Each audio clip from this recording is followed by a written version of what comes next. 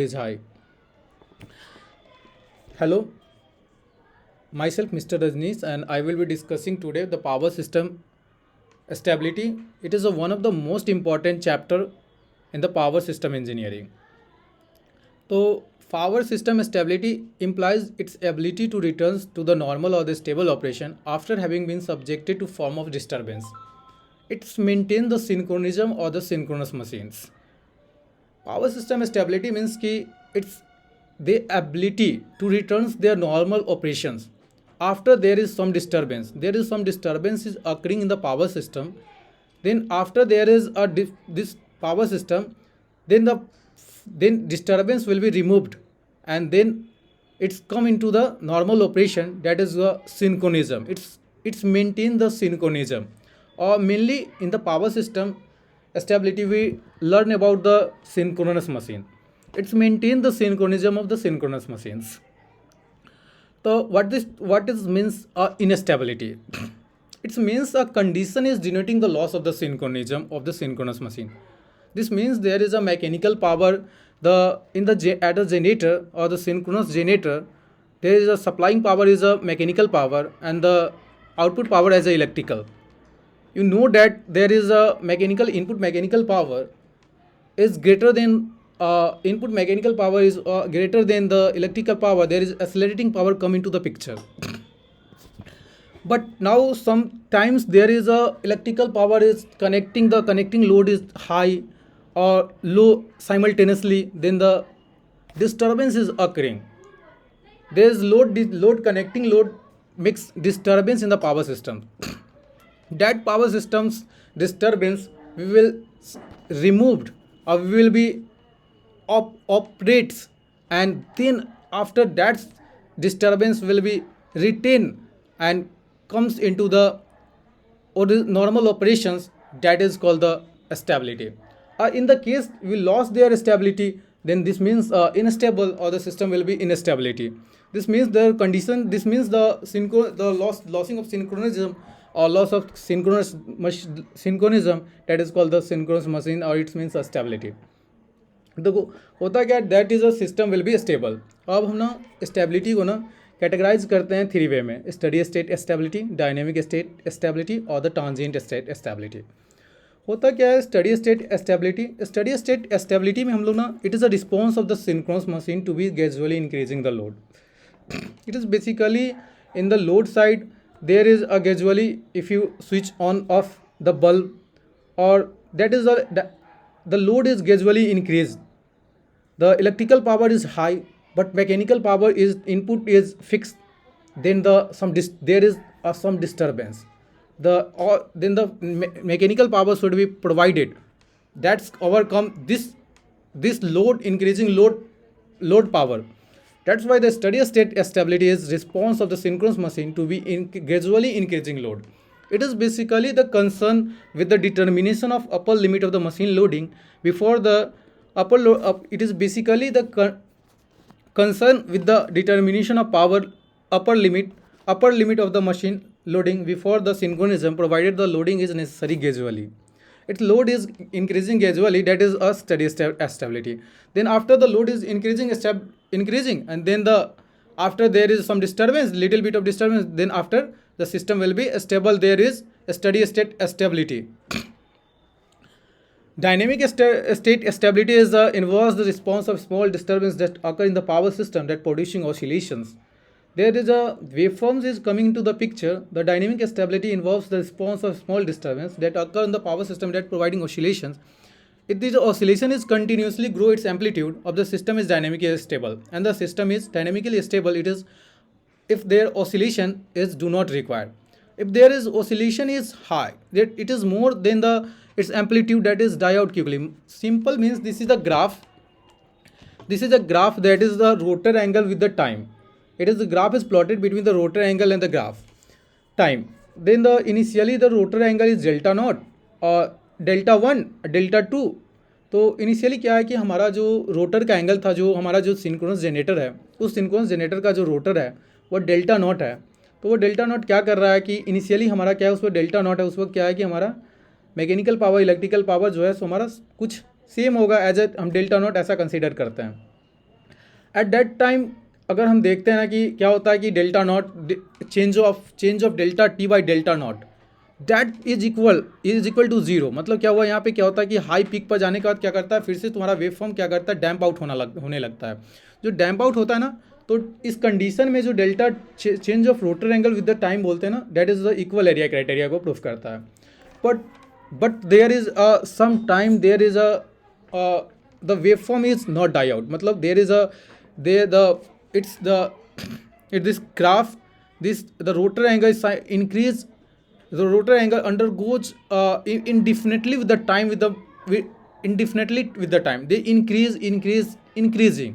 ये क्या करता है ना, इंक्रीज करता रहता है टाइम के साथ, इनडिफाइंड टाइम तक, इंडिफिनिट टाइम तक। एक टाइम के बाद ऐसा नहीं है कि तो क्या कर रहा है वो, अनस्टेबल को रीच कर जाता है। क्या कर जाता है, रोटर एंगल अनस्टेबिलिटी ला देता है, और अनस्टेबल जब होता है तो मशीन मेरा सिंक्रोनिज्म को लॉस कर देता है, मतलब स्टेबिलिटी को लॉस कर देता है। ठीक है, अब देखो होता क्या है, इक्वल एरिया क्राइटेरिया इसी को बोलते हैं। हम लोग पूरे चीज़ को अच्छे से पढ़ेंगे, बस पेशेंस रखा जाए।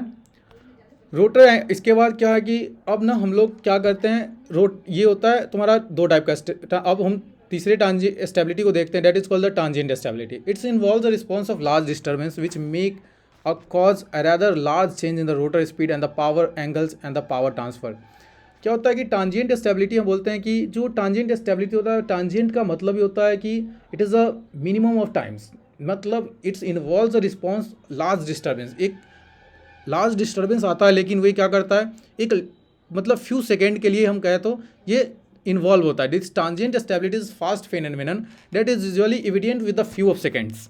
तो क्या करता है ना, ये अपने आप को क्या कर लेता है, फिर से स्टेबल कर लेता है, और दैट इज कॉल्ड द, और पूरा हम लोग जो पढ़ेंगे ना, that is the totally based on the tangent stability पे ही हम लोग डील करते हैं। पूरा पावर सिस्टम स्टेबिलिटी को हम लोग टांजेंट स्टेबिलिटी पे डील करेंगे। ठीक है, अब चलते हैं ना, तो ये एक फिगर था जिसमें डेल्टा और टी के जो ऊपर में बता रखा था रोटर एंगल, कि जब अगर रोटर एंगल क्या करता है, अगर जो हमारा जो रोटर जो एंगल बनेगा ना, अगर वो इंडिफिनेटली टाइम के साथ क्या करता है, इंडिफिनेटली टाइम के साथ इंक्रीज करता चला जाता है, तो मशीन क्या करता है, अपना सिंक्रोनिज्म को लॉस कर देता है। और अगर delta change of delta with the time, that is called the equal area criteria, that is criterions, तो ये हम बाद में डील करेंगे। और अगर रोटर एंगल क्या करता है, अगर तुम्हारा क्या करता है, इवेंचुअली डाई आउट कर जाता है, क्या करता है, ड्यू टू डैम्पिंग, अगर इवेंचुअली क्या करता है रोटर एंगल ना, कुछ देर के बाद क्या कर जाता है, डाई आउट हो जाता है, that is called a stable state. तो हम देखते हैं ना, one of the most important topic और derivation, that is called the inertial constant and the equations. Inertial constant क्या होता है, देखो होता क्या है ना कि अगर देखो ये ना तुम्हारे पास एक फिगर है जिसमें जनरेटर है और मैकेनिकल पावर एज क्या कर रहे हैं हम लोग, इनपुट डाल रहे हैं, जनरेटर से इलेक्ट्रिकल पावर एज आउटपुट ले रहे हैं। तो mechanical power as input power होगा, तो ये तुम्हारा क्या करता है, अगर मैकेनिकल पावर तुम जो इनपुट में सप्लाई जो कि स्टीम के थ्रू जो टरबाइन के साफ्ट के साथ जनरेटर का साफ्ट जो कपलिंग रहता है, तो उससे क्या करता है, एक फोर्स एक्ट करता है, तो वो क्या करेगा, एक मैकेनिकल टॉर्क उसको प्रोवाइड करेगा। उसी को हम लोग इनपुट टॉर्क बोल सकते हैं, इसी को हम लोग बोलते हैं या प्राइम ओवर रोटेट कर रहे हैं। हम लोग क्या कर रहे हैं, जनरेटर का ना, अगर जनरेटर के रोटर को तुम घुमा दोगे तो क्या करेगा, वो मैकेनिकल पावर से इलेक्ट्रिकल पावर में देगा, एज सिंपल। तो इलेक्ट्रिकल तो जस्ट इनर्शियल कांस्टेंट, तो क्या है कि वो जो जनरेटर का जो रोटर है ना, तो उसको घुमाने का कुछ पावर जो इनर्जी जो टॉर्क लगेगा, जो एनर्जी लगेगा, दैट इज़ द इनर्शिया ना। तो कुछ तो लगेगा ना, कि कोई भी बॉडी है तो उसका मोमेंटम कराने के लिए उसके इनर्शिया को हम लोग ओवरकम करते हैं, इसके बाद क्या करता है, वो मोशन में आता है। तो inertial constant and the angular momentum, that is the important role in determining the tangent stability of the synchronous machine. तो एंगुलर मोमेंटम और इनर्शियल कांस्टेंट जो है one of the most important play करता है determining the tangent stability of the synchronous machine के बारे में। तो देखो ये फिगर है जहाँ पे हम लोग क्या कर रहे हैं ना, ये मैकेनिकल पावर एज इनपुट, और this is a electromechanical this is a mechanical torque, और ये जब मैकेनिकल टॉर्क लगाएगा, that is the omega S is the synchronous speed, and this is the electromechanical torque, that is called T is the electromechanical torque, and also TI, that is input torque provided by the prime mover. This is the electrical power, that is the EPP. This is a generator rotor, that is a fixed reference axis, and there is a stator MMF and the rotor axis or the rotor MMF. तो this is a delta T that is a rotor angle with their stator mmf with the rotor mmf, and that is omega st. It is the displaced by into the time, that is called omega s with the synchronous speed. So there is a kinetic energy come into the picture of the rotor of the synchronous machine. That kinetic energy equation is called half j omega omega s mechanical जो हम लोग लिख रहे हैं ये synchronous speed with the mechanical है। तो mechanical speed जो है ना उसमें हम लोग बात करते हैं with the radian, mechanical radian per second के हिसाब से। तो half J omega S mechanical into 10⁶ mega joule. वह जे जो है ना इसमें जे जो होता है ना वो मोमेंट ऑफ इनर्शिया होता है जो रोटर का होता है, जिसको हम लोग केजी मीटर स्क्वायर से निकालते हैं। That is called a moment of inertia, जो कि क्लास 11th में बहुत अच्छे से जो स्टूडेंट जानते हैं, कोई बड़ी बात नहीं है। J is moment of inertia, it is a distance और mass and the distance square होता है, मतलब m into R square, distance का square, that is called the moment of inertia. But J it's omega S M, that is called the synchronous mechanic speed with the mechanical radian per second. But हमको क्या है कि मेरा ना हमको electrical में चाहिए, हम क्या करते हैं अगर मैकेनिकल में हमको चाहिए kinetic energy that is enough, but जब इलेक्ट्रिकल में जाते हैं ना तो हम लोग क्या करते हैं p/2 into omega S mechanical, जो ओमेगा एस इलेक्ट्रिकल को ना p/2 omega S mechanical that is the rotor speed in the electrical radian पर सेकंड। जब हम क्या कर रहे हैं यहाँ पे मैकेनिकल रेडियन पर सेकंड से इलेक्ट्रिकल रेडियन पर सेकंड में हम लोग p/2 इंटू ये होता है क्या है कि नंबर्स ऑफ पोल्स जो होते हैं वो हम क्या करते हैं 180 डिग्री क्या करता है डिस्प्लेस होता है। तो उस हिसाब से हम लोग इसका नंबर्स ऑफ पोल्स बाई 2 करके हम लोग निकाल लेते हैं कि अगर सिंक्रोनस स्पीड इलेक्ट्रिकल में ऐसा है तो मैकेनिकल में p/2 मैकेनिकल हो जाएगा, electrical is equal to p/2 omega S mechanical होता है। p जो होता है नंबर्स ऑफ पोल्स होता है मशीन का, जो मशीन का डिज़ाइनिंग के समय ही उसका दे रखा होता है कि मशीन अगर कोई मशीन अगर हम डिज़ाइन कर देते हैं तो उसका पोल जो होता है नंबर ऑफ पोल वो फिक्स होता है, कभी भी चेंज नहीं होता है। फिर ये फॉर्म इक्वेशन 1 एंड 2, अब जो हम इक्वेशन 1 और 2 से देखते हैं ना एक, तो ये आता है मेरे पास इक्वेशन, अगर हम पुटिंग इक्वेशन 1 में ना काइनेटिक एनर्जी के देखो, काइनेटिक एनर्जी वाले इक्वेशन में अगर हम ये p/2 into omega S mechanical को अगर पुट करते हैं तो अगर इस तरह से मॉडिफाई करते हैं तो मेरे पास कुछ इस तरह का इक्वेशन आ जाता है। और काइनेटिक एनर्जी जो लास्ट में हमारे पास आता है वो half into half m omega S electrical आता है। और m जो होता है हम लोग m को क्या रिप्रेजेंट करते हैं j/2/ps ओमेगा एस इलेक्ट्रिकल 10⁻⁶, ये होता है मेरा मोमेंट ऑफ इनर्शिया। तो ये मेरा मोमेंट ऑफ इनर्शिया, इसको भी हम ना moment of inertia in mega joule second in electrical radian बोलते हैं, इसको हम लोग मेगा जूल सेकेंड पर इलेक्ट्रिकल रेडियन बोलते हैं, ठीक है। अब हम बात करते हैं एक और हम इनर्शियल कांस्टेंट को डिफाइन करेंगे। We shall be define the inertial constant such as GH, that is GH is equal to KE और K is equal to half m omega S electrical. तो as simple that is called GH जो है तुम्हारा एक kinetic energy store जो होता है ना, ये जो तुम्हारा रोटर का स्टोरेड एनर्जी था, जो कि हम लोग क्या किए कि काइनेटिक एनर्जी हमने क्या किया उसको इक्वेट कर दिया। मैंने डिफाइन किया कि 3 फेज जो G जो होता है तुम्हारा वो 3 phase mega volt ampere rating होती है, जो बेस ऑफ मशीन होता है, मशीन रेटिंग होती है। और H जो होता है वो इनर्शियल कांस्टेंट होता है, जो कि हम लोग mega joule by mega volt ampere में लेते हैं, जो कि it is a per unit constant. H देखो ये ना पर यूनिट कांस्टेंट H जो होता है मेगा जूल पर मेगा वोल्ट पर एम्पियर, ये तुमको क्वेश्चन में डाटा जो कोई भी न्यूमेरिकल होता है तो ये इसमें तुमको डाटा गिवन होगा G और H का। काइनेटिक एनर्जी वहाँ से कैलकुलेट करने के लिए पूछ लेता है कि रोटर का ना स्टोरेड काइनेटिक एनर्जी बताओ, ऐसा पूछ लेगा। फिर इसके बाद और भी चीज़ें कि M पूछ लेता है, that is called the also the moment of inertia in the mega joule second in the form of electrical radian के फॉर्म में तुमसे पूछ सकता है। तो there is lot of the question is designing, but now there the per unit inertial constant megajoule mega volt ampere, it is defined the kinetic energy stored in the rotating part of the machine at the synchronous speed per unit and the mega volt per ampere, that is m is equal to 2gh। हम क्या करते हैं ना equation को, अब ऊपर वाले equation number 4 को क्या कर रहे हैं उधर 2 को भेज रहे हैं और इधर, तो हमारे पास जो इक्वेशन इस तरह का डिजाइन करके आ जाता है 2gh pi omega S electrical 2gh by 2πf and the πf, ये आता है mega joule electrical radian. m is equal to, अब हम क्या करते हैं अगर इसको हम डिग्री में ले जाएंगे ना, तो हम डिग्री में ले जाने के लिए क्या करते हैं 180, हमारा जो क्या करते हैं कोई भी अगर हम डिग्री को रेडियन में ले जाते हैं या रेडियन को डिग्री में ले जाते हैं तो कन्वर्जन हमें आना चाहिए, जो कि π/180 degree and 180 degree by pi कर लेते हैं, तो सिंपल है कि डिग्री और रेडियन में कन्वर्ट कर जाता है। अगर हमको डिग्री में डिग्री से रेडियन ले जाना है तो π/180 करते हैं, तो डेट इज़ अ π/180 किया मैंने, और π/180 करोगे GH/πf से, तो इसको मल्टीप्लाई करोगे पाई बाई 180 से, तो पाई से पाई कैंसिल हो जाएगा और जी एच बाई 180 एफ आ जाएगा। तो M is also called the inertial constant, जो कि मैंने ऊपर भी बताया तुम्हें। That taking a G as a base and the inertial constant is per unit. देखो होता क्या है कि अगर हम ना जी को कॉन्स्ट बेस मान लेते हैं और इनर्शियल कांस्टेंट को पर यूनिट में लेते हैं ना, तो एम जो होता है ना per unit, that is called the H is equal to pi F. हम लोग क्या कर रहे हैं ना, ये हमारा क्या है कि अगर हम बेस वैल्यू को कंसीडर किए, तो बेस वैल्यू को अगर कंसीडर करते हैं ना, तो क्या करते हैं हम, अगर डिवाइड कर देते हैं जी को, डिवाइड कर दोगे ना, जो तुम्हारा ऊपर वाली इक्वेशन था उसको पर यूनिट में ले जाने के लिए तुम अगर जी से डिवाइड कर दोगे, तो तुम्हारा जो इक्वेशन आएगा वो तुम्हारा पर यूनिट में आ जाता है, H by pi F second square electrical radian. और पर यूनिट में तुम्हारे पास अगर डिग्री में ले जाओगे तो सेकेंड स्क्वायर इलेक्ट्रिकल रेडियन। चलो आगे चलते हैं हम लोग, यहाँ तक हम लोग क्या किए, पहुँचे। अब ना हम बात करते हैं कि स्विंग इक्वेशन होता क्या है। देखो यार, कुछ नहीं होता है। स्विंग इक्वेशन होता क्या है कि द बिहेवियर ऑफ द, हमको ना स्विंग इक्वेशन से क्या पता लगता है, ये ना डिस्क्राइब करता है स्विंग इक्वेशन तुम्हारे सिंक्रोनस मशीन के टांजिएंट को, कि टांजिएंट कैसे, मतलब ड्यूरिंग द टांजिएंट अगर सिंक्रोनस मशीन में किसी तरह का डिस्टर्ब आ रहा है, फिर वो क्या कर रहा है, रिटेन कर रहा है अपने ओरिजिनल नॉर्मल ऑपरेशन को, या नॉर्मल ऑपरेशन में ऑपरेट करने को, that is called the swing equation. Consider the synchronous generator और इलेक्ट्रोमैग्नेटिक टॉर्क, जो मैंने तुम्हें बताया ही था कि इलेक्ट्रोमैग्नेटिक टॉर्क लग रहा है, उसके कॉरस्पॉन्डिंग इलेक्ट्रोमैकेनिकल पावर लगती है।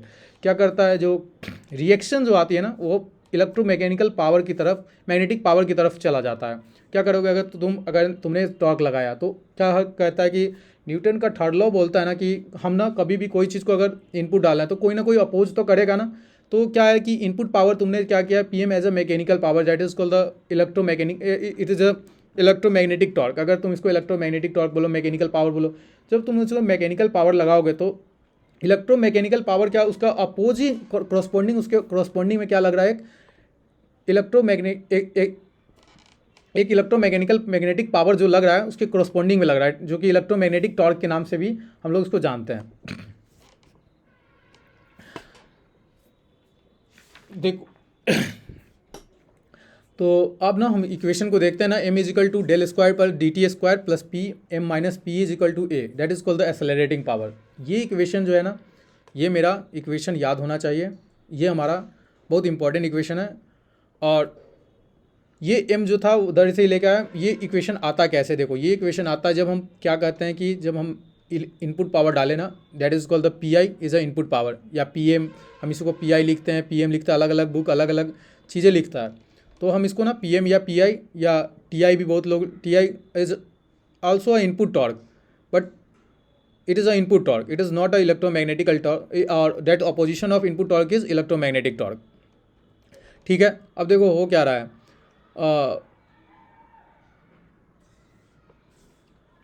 लिटिल बिट ऑफ मिस्टेक, वहाँ पे क्या था कि ना ऊपर जो लिखा था ना, कंसीडर द सिंक्रोनस जनरेटर, तो synchronous generator is developing electromagnetical torque जो आ रहा था ना, उसको इलेक्ट्रोमैग्नेटिकल पावर, तो वो क्या करता है, उसके कॉरस्पॉन्डिंग इलेक्ट्रोमैग्नेटिक पावर आएगा।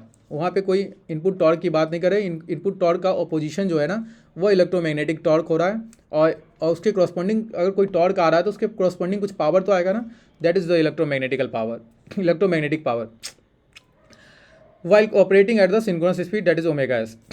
It is the input torque is provided by the prime mover and the generator shaft, that is Ti। तो ये इक्वेशन आता है तुम्हारे पास, जो देखो ये फिगर, ये जो एक छोटा सा डैम्प एक जो मेरा कर्सर जो दिख रहा है ना, ये फिगर यहाँ पे देखो, ये इनपुट पावर, ये इलेक्ट्रिकल पावर। जो इनपुट पावर अगर मेरा मैकेनिकल पावर ज़्यादा है इलेक्ट्रिकल पावर से, तब तो एक्सेलरेटिंग पावर आएगा ना, दैट इज एक्सेलरेटिंग पावर। तो ये होता है तुम्हारा M, change of rotor angle with D T square plus change of change of angle delta theta E into D T. तो ये तुम्हारे पास इक्वेशन आता है। तो हम लोग क्या करते हैं कि डैम्पिंग को नेगलेक्ट करते हैं, क्योंकि हमारा कंडीशन है कि हम चाहते हैं कि वर्स्ट से वर्स्ट कंडीशन में ना हमारा मशीन क्या करे कि सिंक्रोनिज्म को मेंटेन करे। तो हम लोग क्या कहते हैं, डैम्प आउट को क्या करते हैं, नेगलेक्ट करते हैं। तो मेरे पास जो इक्वेशन आता है कुछ इस तरह का आता है, जो ये कुछ इस तरह का इक्वेशन आ जाता है। और बाकी इसमें जो पी एम होते हैं वो मैकेनिकल पावर होता है और सॉफ्ट पावर होता है, पी जो होता है वो इलेक्ट्रिकल पावर होता है और इनपुट पावर होता है। डेल्टा जो होता है तुम्हारा रोटर एंगल हो जाएगा, और change of rotor angle with the time with the differentiation, second differentiation equation, that is rotor acceleration with the electrical radian per second। तो कभी कभी ना तो थर्ड क्वेश्चन जो तुम्हारे पास एराइज किया जाता है ना, वो यही तुमसे पूछेगा कि रोटर का एक्सेलरेशन बताओ। तो that is the delta not delta square theta delta change of rotor angle with D T change of time double derivative में। तो ये तुम्हारे पास ना एच बाई, अगर इस इक्वेशन में हम क्या कर रहे थे, एम का जो हमने पर यूनिट में जो बेस से डिवाइड किया था जी से और उसको इक्वेट कर दिया, तो H by pi F del square by D T square P M minus P electrical that is in per unit, that is the equation is just swing equation, that is total it is a complete derivation of the swing equation. It is one of the most important question in asking about the ask in your university paper, or there is one of the most important question. Swing equation को अगर हम motion से deal करते हैं ना, कि अगर linear equation के अगर सर्कुलर मोशन के हम इक्वेशन से डील करते हैं, तो देखो होता क्या है कि अगर मेरा देख लेते हैं कि रोटर जो है मेरा क्या है, एक तरह का एक सर्कुलर मोशन ही एक्ट करता है। तो हम देखते हैं ना कि omega is equal to omega naught और इंटू अल्फा टी, ये जो था जो हम लोग लीनियर इक्वेशन में अगर बात करते हैं इसको, तो हम लोग बोलते हैं U is equal B is equal to U plus A T. हमारा अल्फ़ा जो ए होता है वो एक्सेलरेशन हो जाता है और mu B is equal to U plus A T होता है।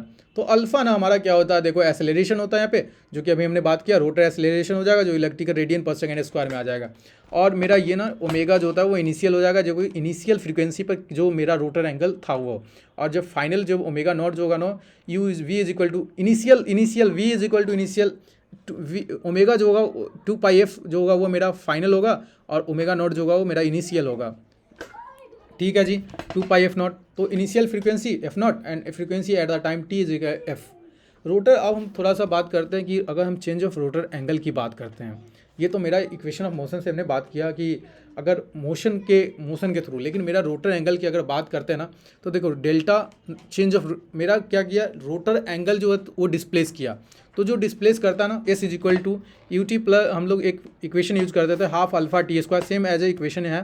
तो S is equal to U T plus half alpha T. और अगर किसी तरह का कोई डाउट हो तो आप कमेंट कर सकते हैं, और मैं ट्राई करूँगा कि उस कमेंट का जवाब दूँ, टाइम आपके तुरंत इंस्टेंट मैं उसका रिप्लाई कर दूँ अगर किसी तरह का कोई मिस्टेक होता है तो थोड़ा सा एक हम लोग न्यूमेरिकल को भी डील कर लेते हैं, क्योंकि अभी जो मैंने पढ़ा उसका एक बेस्ट न्यूमेरिकल है, और इससे बेस्ट न्यूमेरिकल कुछ नहीं हो सकता था, और इससे बेस्ट न्यूमेरिकल बनता भी नहीं है।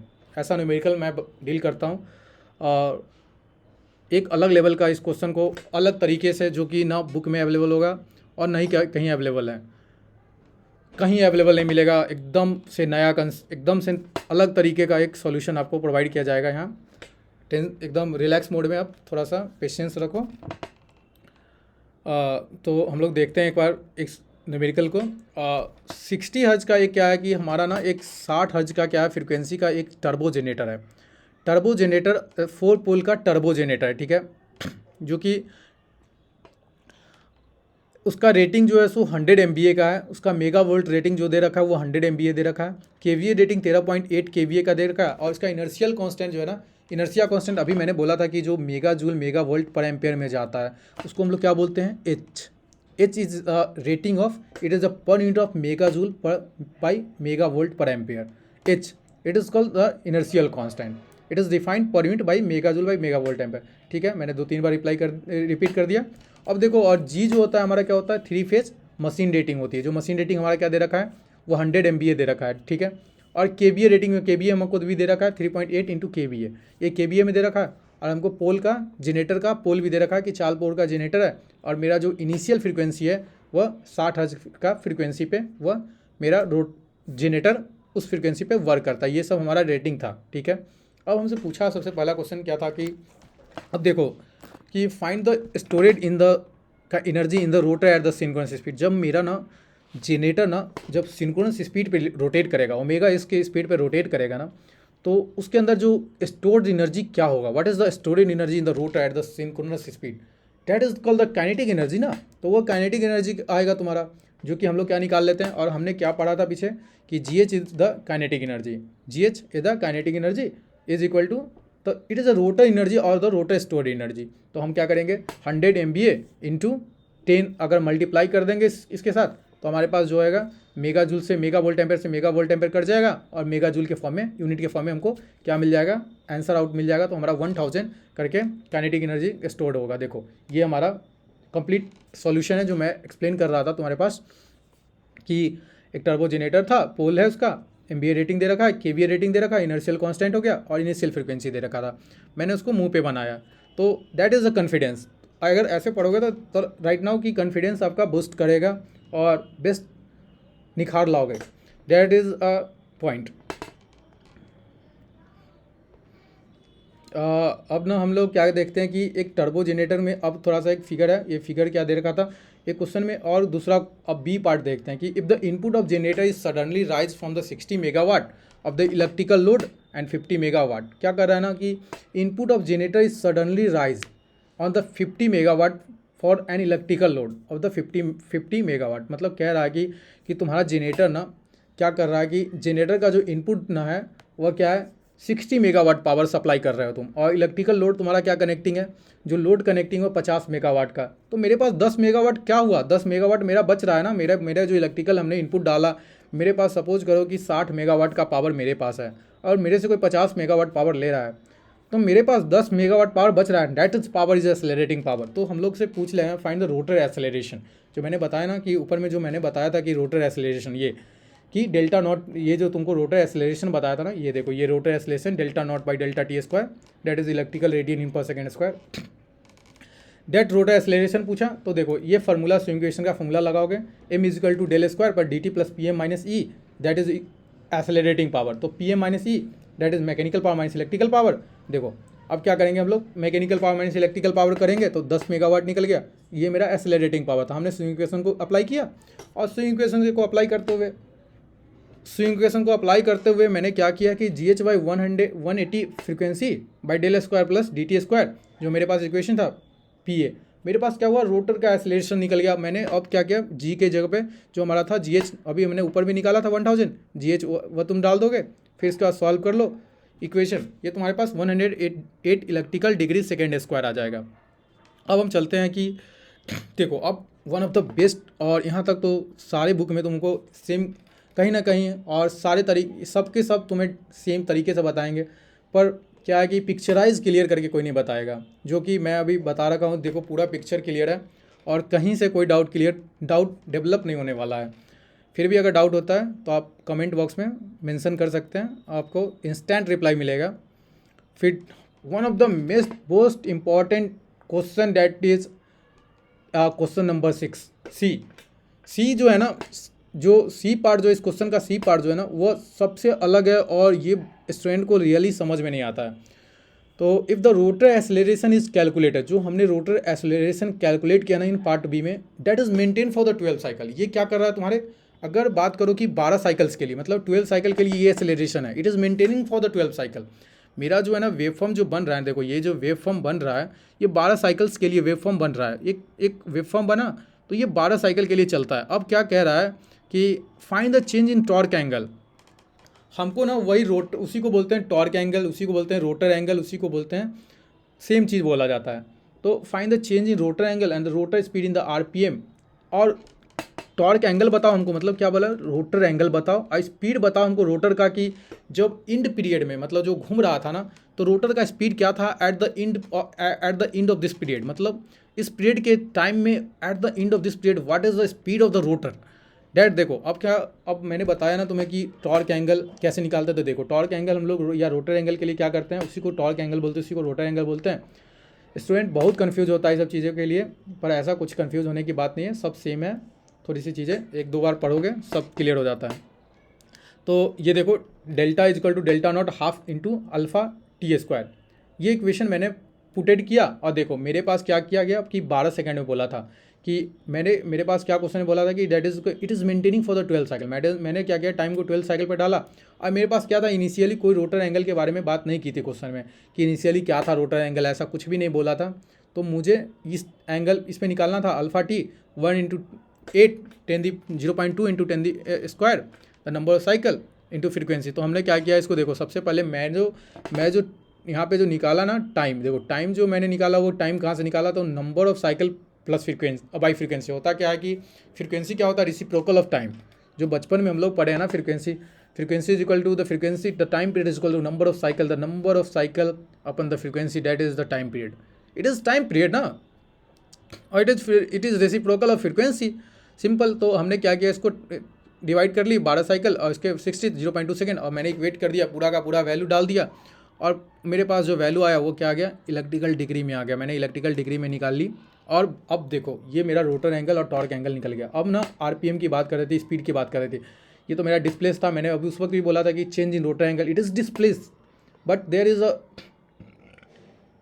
Rotor speed in the RPM. What the rotor speed in RPM, कि अब क्या था कि उसके बाद क्या था रोटर स्पीड तुम्हारा। तो आरपीएम तो delta not initially 2 pi F not into alpha into delta T. हमने क्या बोला था कि जो तुम्हारा ओमेगा नॉट होता है, देखो ये ओमेगा नॉट जो होता है वो 2 पाई एफ नॉट के बराबर होता है। यहीं से हम लोग क्या करते हैं, सिंक्रोनस स्पीड के टर्म में जब डालोगे ना, तो देखो सिंक्रोनस स्पीड क्या होता है, 120 एफ बाई पी।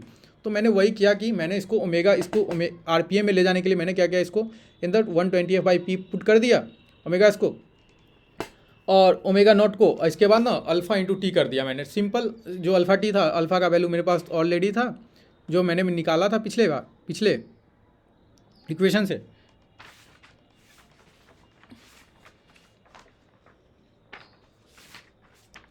और